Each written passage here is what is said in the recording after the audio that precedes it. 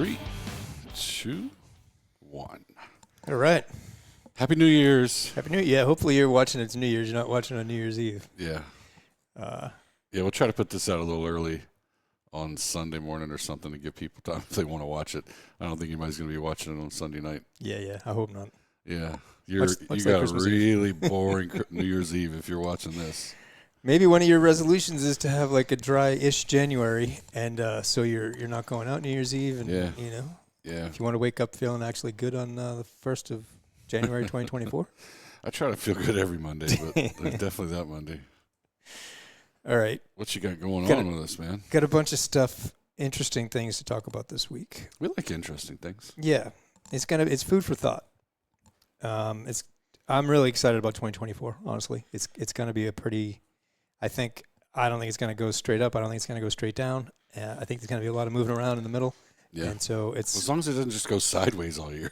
Yeah. That's the part. That's what I hate. We're gonna take a look at that too a little bit. But we're gonna look at this one Market Watch article that I pulled. That's talking about some forecasts. It's about 2 weeks old, so kind of bear with it there. And then we're gonna look at that and kind of think about the relative risk versus the reward, and with respect to the G fund. And then the new iFund. I got a bunch of updates. We'll talk about what the new iFund is going to be, and a series of phone calls that I've made over the past week or so that is trying to get a ticker symbol for the new iFund. And then the TSP fund charts. Okay. So I don't know what the date. This is like maybe 2 weeks old, this article, but that's the link. So it was at Market Watch, and it's a pretty bullish article, right? So the ink barely dried on Goldman Sachs' S&P 500 forecast for next year before the Wall Street Bank decided it just wasn't bullish enough. So everybody's on the bandwagon now. Chief U.S. equity strategist bumped to 5,100 from 4,700, the target that was laid out just 2 weeks ago. So an 8% upside from where the index stood back then. S&P was up 2.5% that week, closing just 1.6% off of its record 2022 high. And so it had closed that week at 47.19. I think we're up at like 47.38 as of yesterday's close, which was Thursday the 28th. It was like 47.38. So still pretty close. So we're within 1% or so of the all-time high on the S&P 500. So they say decelerating inflation and Fed easing will keep real yields low and support price earnings multiple greater than 19 times. Don't worry about all that. Since late October, S&P and the Russell, which is close to our S fund, had gained 15% and 23% respectively. So the S fund, now the Russell is not exactly the S fund, but the S fund has been outperforming the C fund since that bottom in October. So real rates have dropped from 1.7 from 2.5. Bank's prior forecast had S&P assumed yields of 2.3 and 18 times. So everything looks good. The real rate of inflation, the real rate is the nominal rate, which is like the 10-year yield minus inflation. And so inflation is coming down, and so the real yield is higher, which is good because everybody wants more yield. The new Goldman S&P target puts it close to some of the most optimistic of Wall Street's forecasts. So they bumped it up from 4,700 to 5,100, and it puts it up there with some of the most optimistic. We've talked about Tom Lee quite a bit. He expects 5,200 by the end of the year. Okay. Estimates from the sell side strategists put the average target at 4,902 for the end of 2024. Okay, so everybody's pretty bullish. A potential for more equity issuance in 24 could not hold back stocks, or should not hold back stocks over the next 12 months.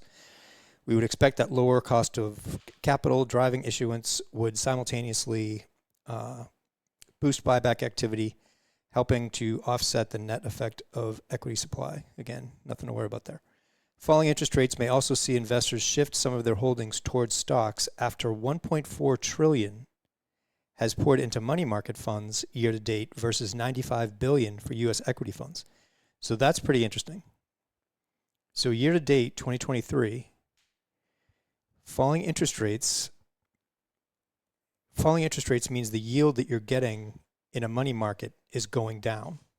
Okay, because the interest rate is like when the interest rate comes down, the G fund, the value of the G fund goes down, right? Because it's essentially a money market.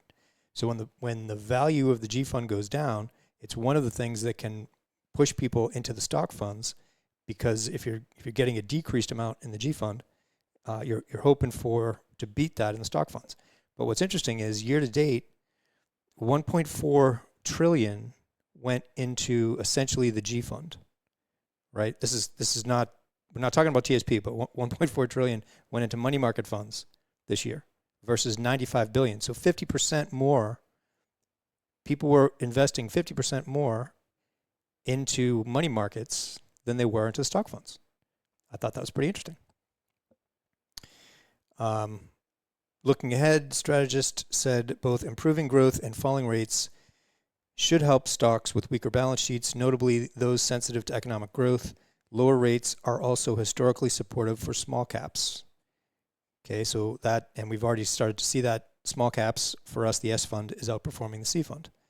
Tom Lee, who we said has an expected 5,200 by the end of the year, he's got a couple of really good videos out there on YouTube, CNBC interviews. He has put a 50% number on small caps. So he thinks small caps go up 50% in 2024. So S fund, I would definitely keep an eye on the S fund if you are on board with what Tom Lee's saying. Okay. So the street seems to be pretty bullish in 2024. So how do we think about that in terms of TSP? So this one I think is better because it gives us a whole lot more finance companies that are putting out targets for 2024. So, you can see it. Bank of America, 5,000. Barclays, 4,800. Basically, the range on this one is Yardeni Research at 5,400 by the end of 24, and JP Morgan at 4,200. Okay, so Jamie Dimon is not liking 2024. 4,200 to close 2024 at 4,200 would be a pretty good drop from where we are right now. Yardeni Research on the other side is 5,400, so he's on the high side. The average and median basically is 4,900, right? So the average analyst is looking for 2024 to close out at about 4,900. Okay. So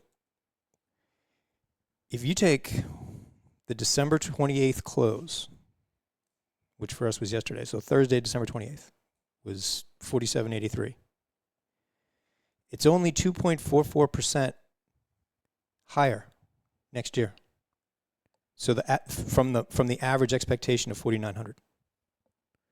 So and unless rates go below 2.44%, you're gonna make more in the G fund by doing nothing than the average analyst expects to happen by the end of next year. Okay, that's just one way of looking at this. Yeah, and of course these are all analysts, and they all have their opinions, and they're not always right. Right. Disclaimer after disclaimer after disclaimer. But these are also a lot of smart people who are looking at a lot of factors, and when most of them are getting in the same range, you got to at least give it some attention. Yeah. Now, they were all wrong last year. Yeah. But how wrong?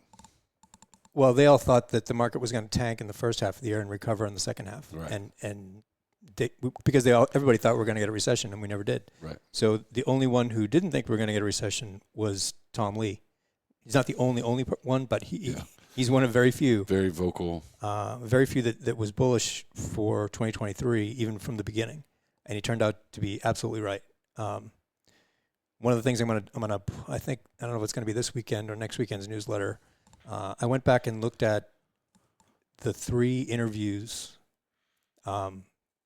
at the end of 2020, end of 2021, end of 2022, and end of 2023. So 21, 22, 23 that Tom Lee did on CNBC to see what he was saying at the beginning of all these years, his forecast for the next year.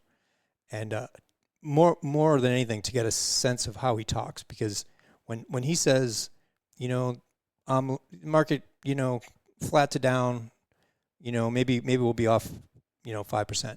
That's like the world's coming to an end for him. That's like as bearish as he gets, right? But going into 2020, and going into 2021, and now and going into 2023, like he was pretty much right on for 3 years in a row, and it included COVID, the 2021 increase, the 2022 decline, 23 increase. Like he's been pretty much right on. So it's definitely worth following his stuff. And I'm sure on the pay side, like his company is fsinsight.com, and he puts a lot of good stuff out on Twitter. But I'm sure that if you bought his stuff, it goes into a lot more detail.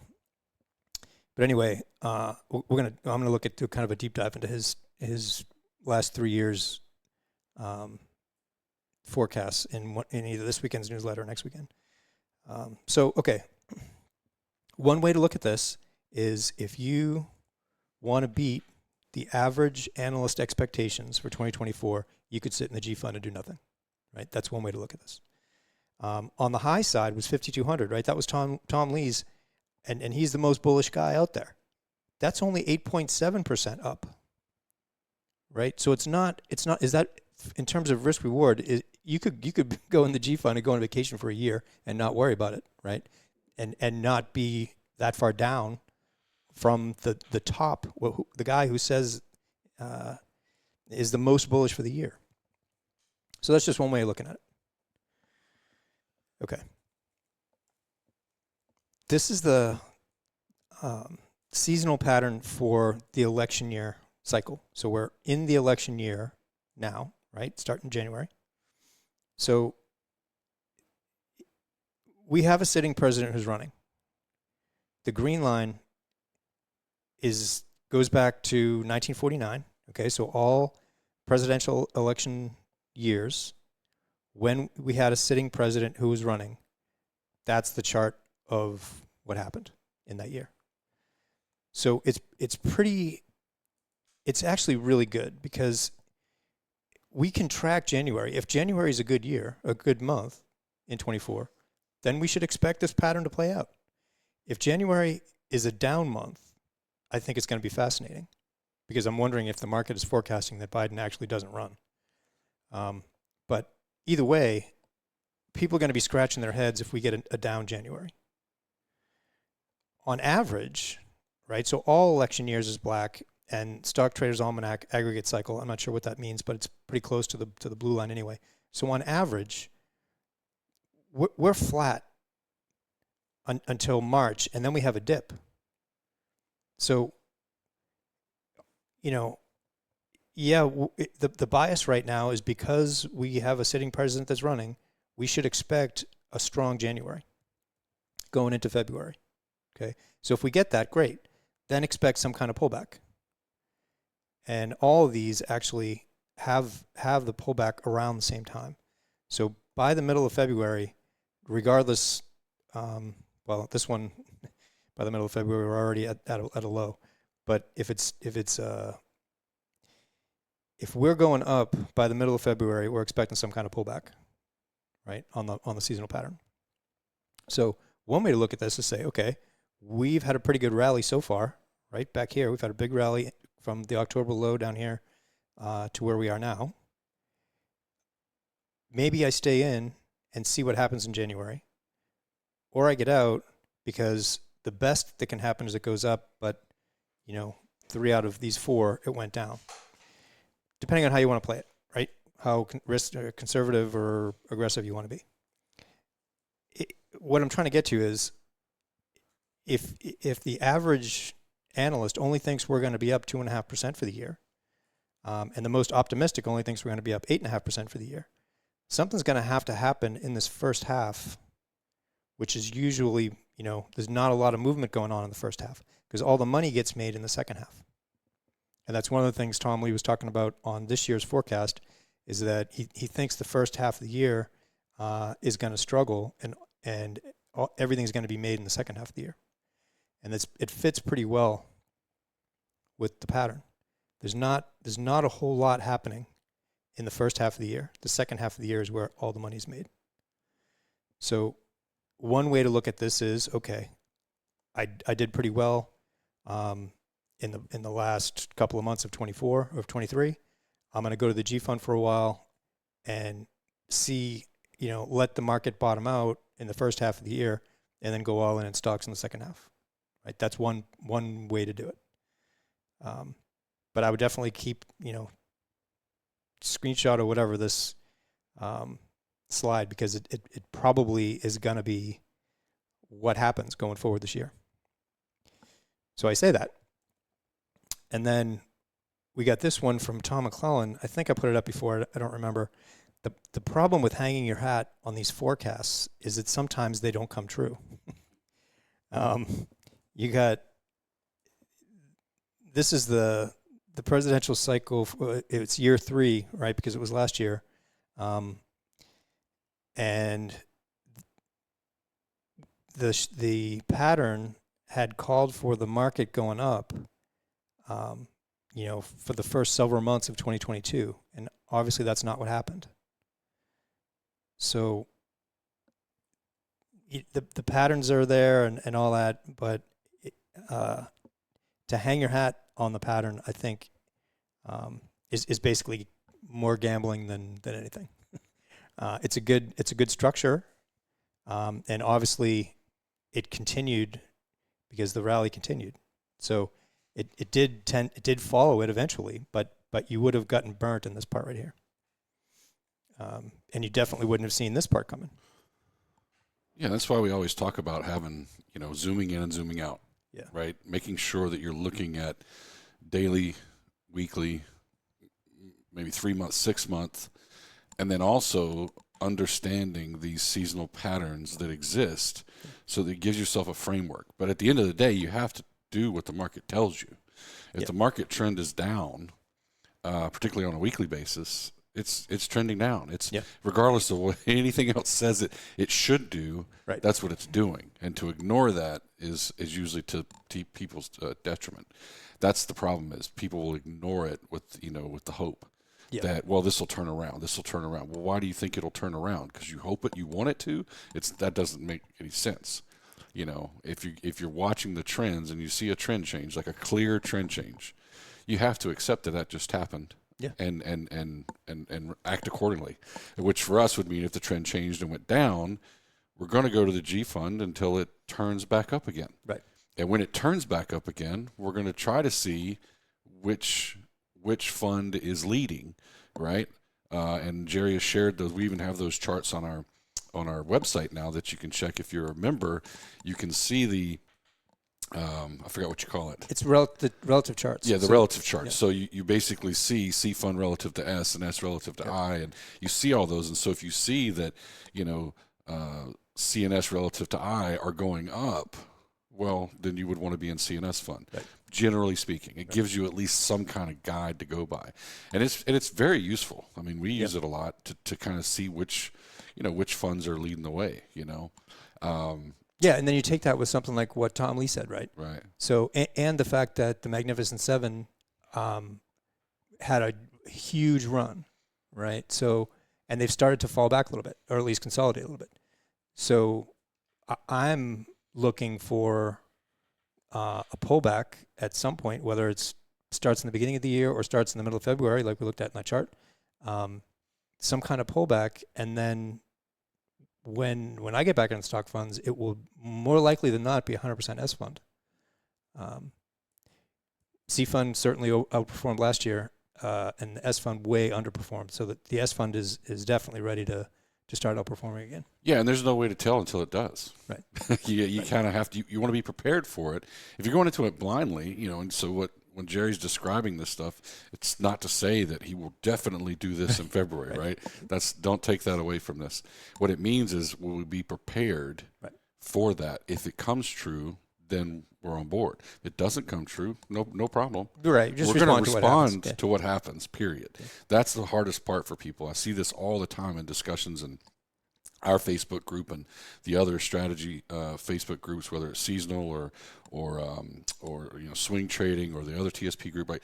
All these discussions about, hey, I think iFund's the place to be or whatever, with no reasoning as to why they think that.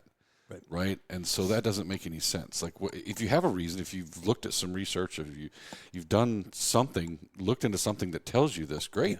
If you don't want to share it, that's fine. But these are usually coming out as questions, right, to people like, "Hey, what do you guys think about that?" Yeah, and I'm like, "You're asking the wrong group, first of all." Like, it's. I mean, hopefully, people have enough self-awareness to know that whether they're looking at their TSP from a gambling perspective or an investing perspective. Or a money management. No, don't even say investing. I'll say a money management perspective. Yeah, that's much better. Yeah. You're managing your retirement account. That's what you're doing in the TSP.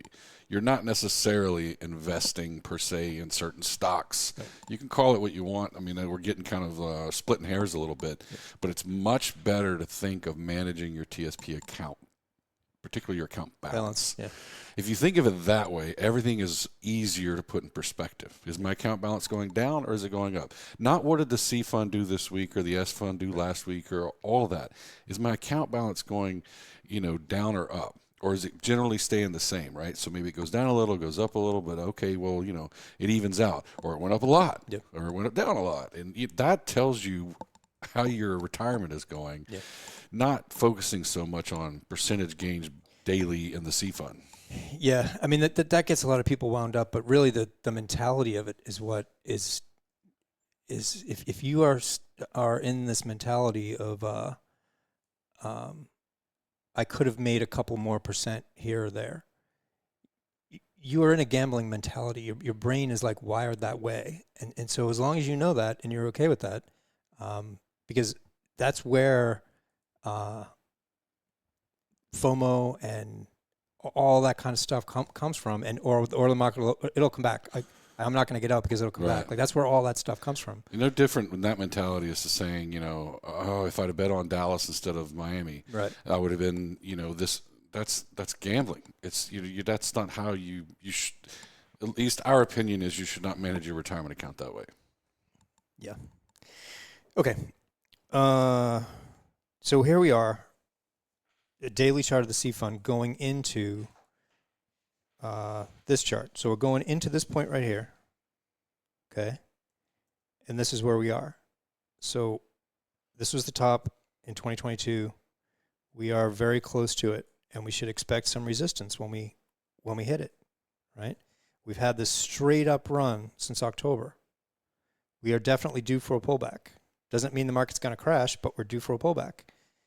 If you're just following this like on a weekly basis, I mean it's pretty clear. You got this trend line, right? So I wouldn't want to wait for price to get all the way down here, get support, and potentially come back up because this is an awfully big decline, a big drawdown to take. But that's where we are right now. I mean, if you drew it the other way, we're pretty close to a top on the channel. So. And we're bumping up against resistance here, and we're going into next year, which if January is down, it's going to be super interesting. So a lot of things to kind of take into account. All right, the new iFund. So I'm not going to read this whole thing, but if you go to, this is the link. This came out from the Federal Retirement Thrift Investment Board in November, and it's talking about the new benchmark for the iFund. So apparently the board voted unanimously, yada yada. So the current iFund tracks the Europe Asia Far East Index. Okay, there's an ETF that if you wanted to buy the Europe Asia Far East Index, the ETF is EFA. That's the ticker symbol that we use to track it. if you that's what we use to make charts of the iFund. So the board changed it from the Europe, Australasia, and Far East Index to the All World ex-US, ex-China, ex-Hong Kong Index. So that's going to be the new benchmark for the iFund. So there's some good and bad about it. So by broadening the index, the board is expanding investment opportunities and improving the iFund's risk return profile in line with its statutory mandate, yada, yada. 6.9 million TSP participants. That's an updated number. That's pretty good. The regular iFund, the last iFund, provides exposure to 798 large and mid-cap stocks from 21 developed markets, 55% of non-U.S. Market cap. The new index provides exposure to 5,600 versus 800, right? So you get a lot more exposure around the world.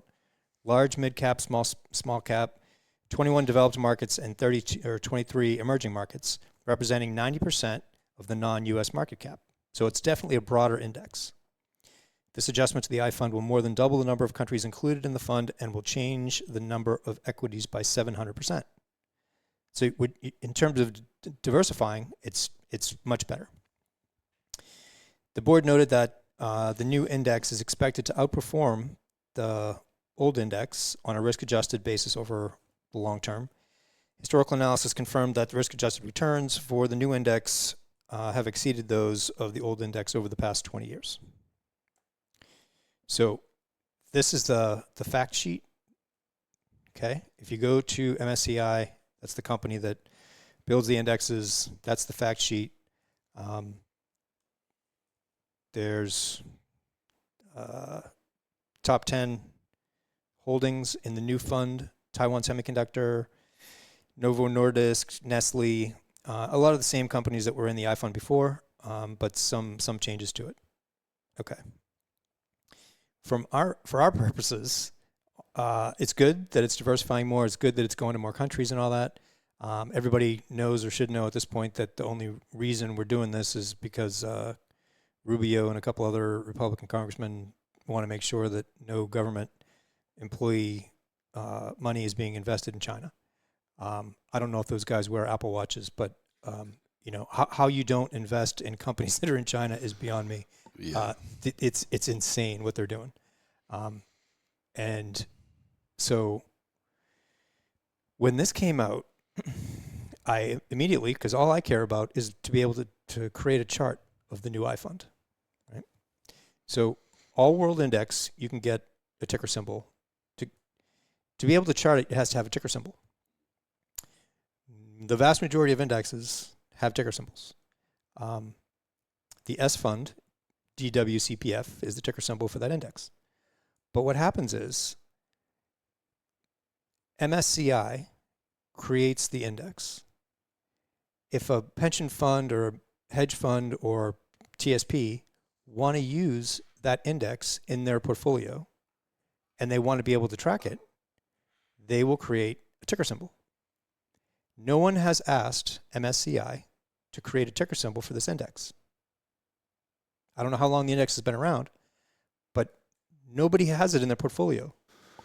Yeah, but I mean, my take on that though is just based on the language that they like to use with like their objective and their benchmarks, right?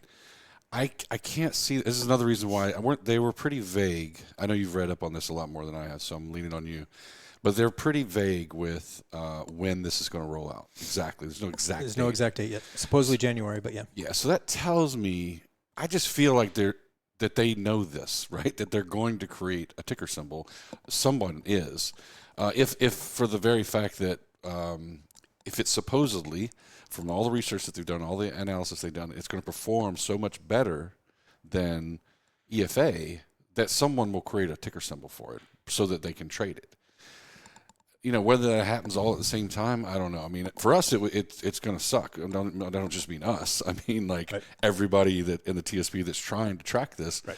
But I think if they're going to have an index that they're going to benchmark against, and they're obviously creating that index, that someone in this mix that they know that they have to create a ticker symbol. Otherwise, how are you going to benchmark it? Like, how are you going to do it? It's too, and I know they could do it internally. Like, I get that, but that would not be very transparent. So yes, you're right. And I'm in the middle of working through this problem. So, but to go to before I forget what you just said. So the G fund is a good example. There's no ticker symbol for the G fund. Yeah. Right? It more or less tracks the 10-year yield, so you can use that as a guide. But there's no ticker symbol for the G fund. The TSP doesn't care if you can chart the funds. True. No, that's 100% true. They don't care. So because they're not telling you. If you go to the TSP website, it doesn't say that SPY is the ticker symbol for the C fund. Right. Right. It doesn't say that. But it does say it's the S&P 500 index. Yeah, 100%. And yeah, I mean, that one's obvious that they would do because it's the S&P. But I'm just looking at we should go back and look. I mean, if they chose, when they chose the original I fund, was there a ticker symbol already, or did they create one? That would be, an interesting tell to see if that's kind of how it played out. Which came before, the chicken or the egg kind of thing. Yeah. I don't know. I can't imagine, and I know certainly that the TSP board doesn't care. Like, I do agree there, but there's no value in someone else coming up with a G fund ticker symbol. There's no reason for it. That's right. But there is value in coming up with a ticker symbol for this, particularly if their argument is true, which is this is going to perform so much better. You would think somebody's like, well, I want to be able to trade this index then. If they've made an index that's going to outperform and keep us out of China, quote unquote, whatever, then hey, let's be able to trade that. I just gotta feel like someone's going to come up with it. Yeah. Maybe I'm too optimistic. China's the second biggest economy in the world. Why would anybody want to have a all world index excluding the second biggest economy in the world? The same reason that these guys are doing it. There are a lot of Political people reasons. out there. Well, yeah, there are a lot of people that lean that way that would go, I absolutely don't want any Chinese companies in my. So there's plenty of people out there that would want that. Yeah. And most of those people are actually very involved in the financial industry. So I kind of feel like it's going to happen. Perhaps. I mean, you're probably going to know first. Well, but I'm going to see it. Well, so I did I put my my old job hat on and started investigating, and. I actually took me a while, but I got to the TSP board congressional rep. So he actually very, very obviously very smart guy. I called him and talked to him a little bit. Look at you. He followed up actually. Wow. He called me back a couple days ago. Verified that he had the right email. We talked for a little bit. He sent me some links. He still doesn't understand exactly what I mean. So I'm gonna email him again and call him back next week if I need to. But he doesn't really understand that what I'm looking for is a ticker symbol. Right. Yeah. That's funny. Somebody will at some point. He It'll- will either pass it on to somebody else that gets what I'm saying, or we'll keep driving forward. But somebody on the board is gonna at some point go, oh, I have to get back to this guy, and explain either why we're going to create the ticker symbol or why we're not. Yeah. I think there would probably be enough people that if this, if it really rolls out this way, comes out, there's absolutely, like if they say there's not going to, we don't care if there's a ticker symbol or whatever they say. Yeah. I just can't imagine, especially so many people there's 20-some thousand people in our Facebook group. There's 20, 30,000 in the seasonal strategies. Like all those people care that there's a ticker symbol. Yeah. And if even half of those people complained a little bit, there'd be a ticker symbol. Yeah. I mean, because I hope if your customers come back and say, I just feel like it would at some point. There's to me, I think there would be too much fallout to not create one. Is it hard? Not really, not for them to do. Well, I talked to MSCI also, and because they were the ones that told me that they're like, we can do the ticker symbol. It's not free. I mean, it's going to cost some money, but no one's requested it. So I'm like, all right, I got it. I request it. Yeah. I'm requesting. I mean, how much? What kind of check we got to write here? Yeah, if it was actually, I was talking to my daughter about it the other night, and she's like, well, you guys can request the ticker symbol, right? I'm like, yeah, but then if we do, everybody in the world can use that. Every other fund that wants to include this in their model can include it, which is great. Yeah. If I wanted to be altruistic like that and have Grow My TSP write the check for a ticker symbol for the S fund, or the maybe ask them what the price tag is. Yeah, no, I didn't even bother. We'll do a GoFundMe. Yeah, that's what we'll do. You guys all want to pitch in a couple $100 each to get us an iFund ticker symbol? I bet we can make it happen. That would be the funniest thing in the world if TSP investors paid for a ticker symbol. I don't think it'll happen, but that would be kind of funny. You know what'll happen? Somebody, because there's a lot of creative people in the government, right, that can do spreadsheets for all day. Somebody is gonna do the all world index, and they're gonna pull out the U.S. piece, pull out the China piece, and pull out the Hong Kong piece, and say, "This is it," and you won't be able to validate it because they'll be the only one. Yeah. MSCI has to do it. You could create it. It's going to be really hard to chart because there's no closing price. There's no right. Well, I mean, what's going to happen? Just like the G fund now, or any of the funds. I mean, people ask all the time, like, why is the every Friday I put up a slide that says the market this week, right? And why are those numbers not exactly the same as what the TSP numbers that come out are? Because the C fund, for example, the objective. It doesn't passively track it. Its objective is to match the S&P 500 index. So it's not going to be exact. Yeah. It's just for all kinds of reasons we talked about last week, I think, but it's not going to be exact. And we're not going to wait until they post them to do it and dig through it and no. Yeah, no. We're just going to take it off the. Yeah. So for right now, the iFund, or when this new iFund index comes up, we're not going to have a chart of the new iFund. We're not. Well, you're definitely not going to have a historical. Let's say they created let's say they create a ticker symbol tomorrow. Right. That's when the ticker symbol starts. Well, the ticker symbol, if they created that and they put the backwards data in, that would be one thing. But the TSP, whenever that starts, that's the number. So if it starts at $2 for the it's going to take however long to start to create some kind of pattern if you pull the data from the TSP side itself. Yeah, and it starts from zero. Yeah, it's going to be very hard. Yeah, we'll find something that'll approximate it. I mean, you can do the best ticker symbol I found is All World Index XUS.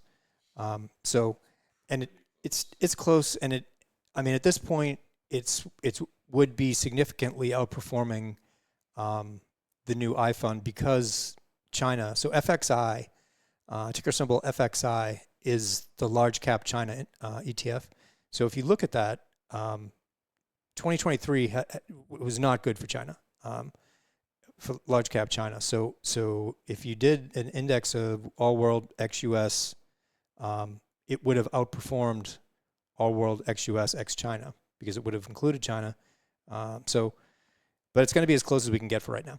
And Hong Kong, it's not that big of a market. I mean, it's a big market, but it's not that big of a market compared to the rest of the world. So I don't know. If you could get a all US, all world, ex-US, ex-China, that would be pretty close. But anyway, you guys got the idea. We'll keep on moving.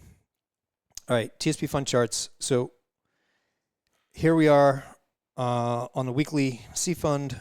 You got the 20-week moving average line, relative strength, and MACD indicators. So all I really wanted to point out on this is that we are really, really far extended from that 20-week moving average line. It's not good to be that far extended because if you're trying to make decisions and you're using technical analysis to make decisions and you're way up here, when price comes down and your question is, does it get support at that 20-week moving average line?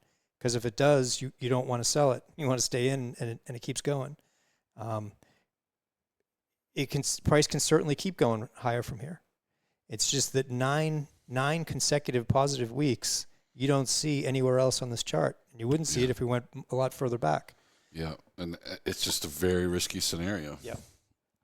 Yet if you're asking, well, okay, it's risky. When are you going to get out, Jerry, Conan, TSP? Grow My TSP. Well, you're going to have to read the newsletter because we're going to be talking about things that will be the signal for that to happen. We won't be digging into it on the podcast as much. We're going to be talking about it in the newsletters. But that's how, we kind of work through these problems, if you will. I'm going to go back to the chart.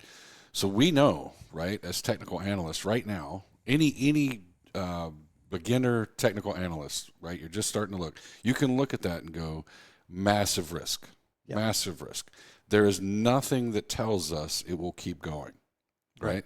Nothing that gives us a reason to believe it will keep going up.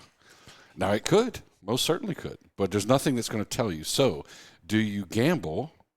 Do you continue to gamble and say, okay, we're all, completely overextended. We're way past the 20, is it 20 week? Yeah, 20 week. Yeah. Or do you say, I'm gonna accept my gains here. I'm going to sit on the sidelines for a minute and figure out what it's going to do, right? And it doesn't have to be all or nothing. Right. You can go half in, half out. Yep. There's a lot of ways you can play this game, particularly if you're looking at all the funds, right? Right now we're just looking at C fund. If you say to yourself, okay, I'm going to go 50C, 50G. That way, if I take a downturn, I'm not going to have to absorb as much of a loss. Right. But if it keeps going, I'm going to get a little bit of the gains, right? That's hedging your bets a little bit, right?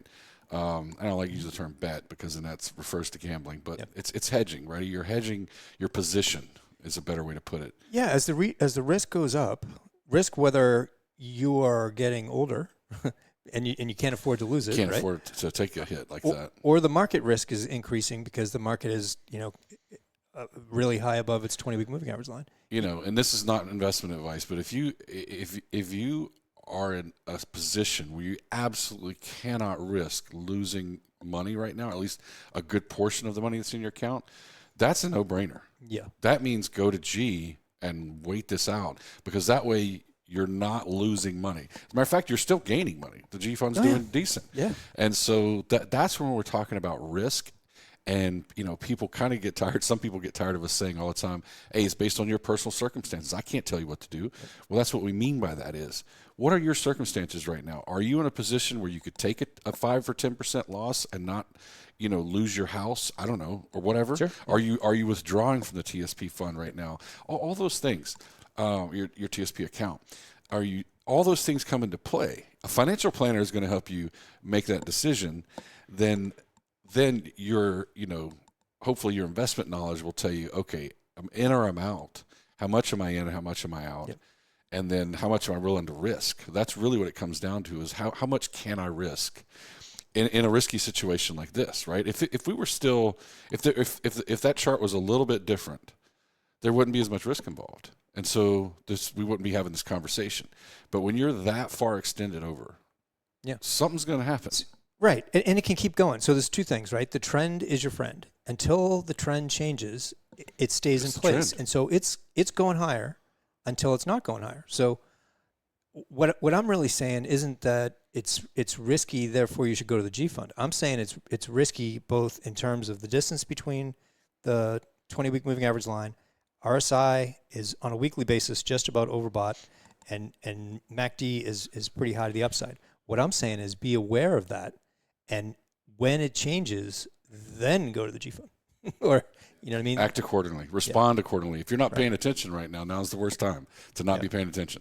Yeah. And a lot of people aren't, because it's the holidays. Yeah. No, and a lot of people are like, you guys are just too conservative, and the market's been up, and you don't know what you're talking about. And okay. Yeah, have at it. All right. S fund, completely different chart, right? I don't have a percentage basis versus the C fund, but this was a bigger move on the S fund than the C fund has since October. But the great thing about the S fund is it's been going sideways for like a year and a half, and so it's built up all this potential energy, and it's just breaking out. I mean, if goes back to that kind of forecast you were talking about with Lee, right? Yep. And all the folks that are talking about the potential for the small caps to kind of rocket through. Well, this is a visual representation of that. 100%. It's been going sideways, lots of opportunity to get back up to its previous high. And how much of a gain would that be? It might not go straight up, but it can kind of make its way there. For 1984 to 2400. That's That's a big move. Yeah, and even if we got halfway there, so there's a lot of potential in the S fund this year. So I said I was looking for some kind of pullback, market pulls back, and then go into 100% S fund. My ideal is something like this, right? Say the market corrects into February, it gets support at the prior highs, and then turns. I'm 100% S fund right there. That's if this played out. And RSI would have come down to that 50 line and got support. RSI is going up, price is going up. S fund does really well in 24. That's one possibility. So I would also screenshot that chart because it's a really, really good one. If we get and it's relatively, so I wouldn't worry about this 20-day moving average or 20-week moving average line yet, because this line should hold as support. So if the S fund was to roll over and find support here and then tick higher, that's the time to get in. If it does not find support there, if we're down here on the S fund somewhere, it's back in the range. So which means I would get out of it. So your risk right now is that much, which is a whole lot less than where it is on the C fund at this point. So in the short term, though, S fund is really overbought. I mean, it hasn't been that far overbought since back here in 2020. So on the short term, that's what I'm saying. We could definitely see some kind of pullback. RSI gets back down, whether it's to the moving average of the RSI or back down to that 50 level, gets support there, and that's the time to buy it. Okay. F fund. F fund was a big one for us. We went 40% into the F fund back here somewhere. I think it was on that week when it crossed up there. Basically, it's a F fund had come down 1, 2, 3, 4, 5. The Elliott wave cycle bottomed there at 5. So we're looking for the F fund to at least get back up to the 4. So something like that for the F fund at a minimum, and it can get all the way back, really back up here to 120. It shouldn't take out this high, but it could. If something bad happens in the market in 24, the F fund is going to go much higher, while the stock funds are going down. And so part of the reason for getting 40%, which is a lot, right, into the F fund before was for the fact that we're at a bottom of a Elliott wave 5 move and a significant amount of potential upside. It was very much undervalued versus where the C fund was at the time. Still have room to move higher on RSI, and MACD is still expanding to the upside. So we're going to get some kind of pullback. Whether the market keeps moving higher into January, February, great. We're going to get some kind of pullback, and you're going to see it both in stocks and bonds.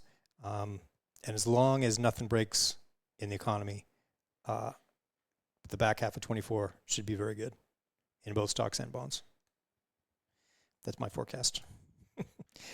And if you want a more in-depth forecast than that, I would definitely sign up for the newsletter because it's going to be an exciting year. Awesome. Questions? If you have questions, you can shoot us to, first choice is to, wherever you find the comment section, wherever you find this video, go to the comment section, put a question in there, and we check the comments pretty regularly so we can catch those things.